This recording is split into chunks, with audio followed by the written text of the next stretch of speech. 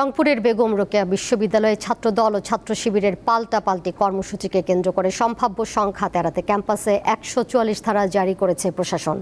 মঙ্গলবার বেলা ১১টায় প্রশাসন এই সিদ্ধান্ত নেয়। এর আগে ক্যাম্পাসের শান্তি শৃঙ্খলা বজায় রাখতে ১৪৪ ধারা জারি সহ প্রয়োজনীয় সহযোগিতা চেয়ে বিশ্ববিদ্যালয়ের প্রক্টর ডক্টর ফেরদৌস রহমান তাজহাট থানার ভারপ্রাপ্ত কর্মকর্তার কাছে লিখিত আবেদন করেন। আবেদনে বলা হয়, গত ৩ আগস্ট বাংলাদেশ ইসলামী ছাত্র শিবির ও বাংলাদেশ জাতীয়তাবাদী ছাত্র দলের মধ্যে সংঘর্ষে ৫ জন শিক্ষার্থী গুরুতর আহত সহ আরও অন্তত ২০ জন আহত হন। তারা রংপুর মেডিকেল কলেজ হাসপাতালে চিকিৎসাধীন রয়েছেন। একই স্থানে মঙ্গলবার দুই সংগঠনের পৃথক বিক্ষোভ কর্মসূচি ঘোষণার কারণে আইনশৃঙ্খলা পরিস্থিতির অবনতির আশঙ্কায় ১৪৪ ধারা জারি করেছে। এর আগে সোমবার সন্ধ্যায় জুলাই গণঅভ্যুত্থান উপলক্ষে বিশ্ববিদ্যালয়ের স্বাধীনতা স্মারক মাঠে আয়োজিত আলোকচিত্র প্রদর্শনীকে কেন্দ্র করে দুই ছাত্র সংগঠনের মধ্যে উত্তেজনা সৃষ্টি হয়।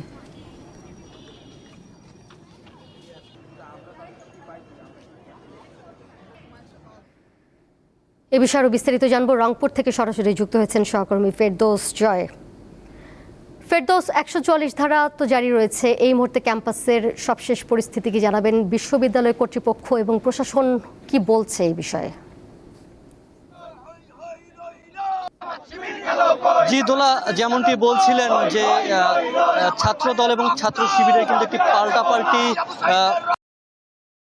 আজ বিকেল ৫টায় কিন্তু ছাত্র শিবির রংপুরের লালবাগ চত্বর থেকে যে জুলাই চত্বর অর্থাৎ আবু চত্বর সেখানে আসার কথা ছিল, কিন্তু ছাত্র দলের আমরা দেখছি যে নেতাকর্মীরা ইতিমধ্যে কিন্তু এসে রংপুরের বেগম রোকেয়া বিশ্ববিদ্যালয় সেই বেগম রোকেয়া বিশ্ববিদ্যালয় মনে কিন্তু এসেছেন এবং তারা কিন্তু বিভিন্ন স্লোগান দিয়ে যদি বলি যে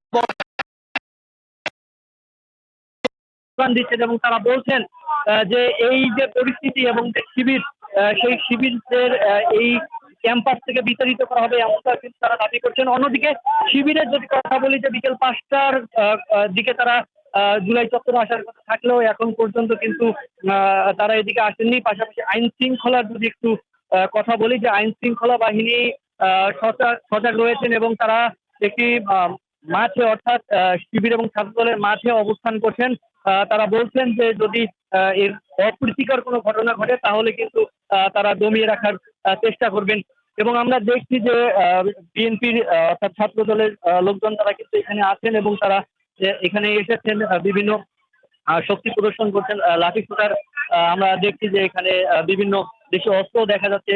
সেই সাথে তারা বিভিন্ন স্লোগান দিয়ে শিবিরকে এই রংপুর থেকে বিতাড়িত করার কথা বলেছেন। নেতাকর্মীদের সাথে আমরা কথা বলছিলাম, তারা বলছিল যে গতকালকের যে সংঘর্ষের ঘটনা সেই সংঘর্ষের ঘটনা একবারই অযৌক্তিক ছিল এবং তারা বলছিলেন যে ৩ জন যে মারা গিয়া ৩ জনকে যে জুডিশিয়াল কিলিং করা হয়েছে সেই জুডিশিয়াল কিলিং এর বিরুদ্ধে কিন্তু তারা মূলত এই অবস্থানে দাঁড়িয়েছেন। সব মিলিয়ে এখন বেগম রোকেয়া বিশ্ববিদ্যালয়ের সামনে আমরা আছি। বেগম রোকেয়া বিশ্ববিদ্যালয়ের সামনে ছাত্র দলের যে সকল কর্মীরা রয়েছেন তারা কিন্তু এসে উপস্থিত হচ্ছেন এবং এখানকার পরিস্থিতি কিন্তু আস্তে আস্তে উৎসবের দিকে যাচ্ছে এমনটাও কিন্তু দেখা যাচ্ছে। আমরা দেখেছি যে এই আশেপাশে যে সকল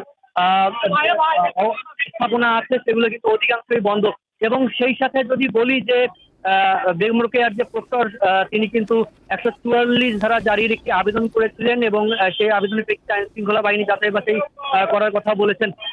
এই ছিল আমার কাছে রংপুর বেগম রোকেয়া বিশ্ববিদ্যালয়ের সামনে থেকে সবশেষ। ফেরদৌস, আপনাকে ধন্যবাদ।